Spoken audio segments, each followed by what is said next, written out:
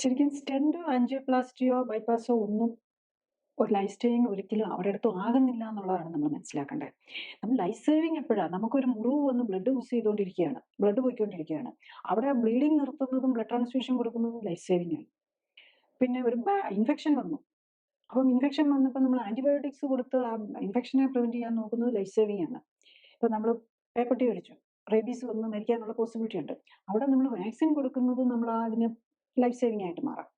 പിന്നെ ഒരു ഒടിവ് വന്നു കഴിഞ്ഞു കഴിഞ്ഞാൽ ചിലപ്പോൾ അതിനകത്ത് നിമ്പോളയൊക്കെ വന്ന് അറ്റ്ലീസ്റ്റ് ഡിഫോമിറ്റി അതൊക്കെ കറക്റ്റ് ചെയ്യുന്നതാണ് ലൈഫ് സേവിങ്. അല്ലെങ്കിൽ നമ്മുടെ മോഡേൺ മെഡിസിന്റെ ഏറ്റവും വലിയ ബെനിഫിറ്റ്സ് വരുന്നത്.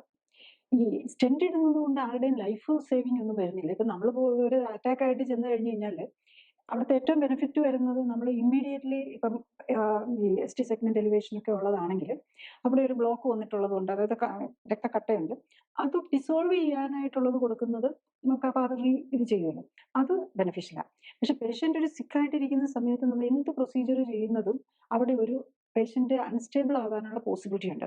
അത് മാത്രമല്ല, ഈ ഒരു രക്തക്കുഴലിൽ ബ്ലോക്ക് കൊഴുപ്പടിഞ്ഞാണല്ലോ ഇത് വന്നിരിക്കുന്നത്. അപ്പൊ നമ്മുടെ കയ്യെന്നോ അല്ലെങ്കിൽ കാലേന്നോ ഉള്ള ആർട്ടറി കൂടെയാണ്, രക്തക്കുഴലിൽ കൂടെ കയറ്റിയാണ് ഒരു പ്ലാസ്റ്റിക് ട്യൂബ് കയറ്റി, പ്ലാസ്റ്റിക് ഓർ സിലിക്കോൺ ട്യൂബ് കയറ്റിയാണ് നമ്മൾ ഈ കത്തീറ്റർ എന്ന് പറയും, അത് നമ്മൾ ഹാർട്ട് വരെ എത്തിക്കുന്നുണ്ട്. അപ്പൊ ഇതിങ്ങനെ പോകുമ്പോൾ തന്നെ ഈ ചെറിയ ചെറിയ മുഴകൾ, കൊഴുപ്പടിഞ്ഞിരിക്കുന്ന മുഴകളിലൊക്കെ തട്ടി അതിന് ഡാമേജ് വരാം. അതിന് ഡാമേജ് വന്ന് അതെന്തെങ്കിലും ഊസ് ഔട്ട് ചെയ്ത് കഴിഞ്ഞാൽ അവിടെ ക്ലോട്ട് വരാനും കൂടെ ഉള്ള ഒരു പോസിബിലിറ്റി ഉണ്ട്.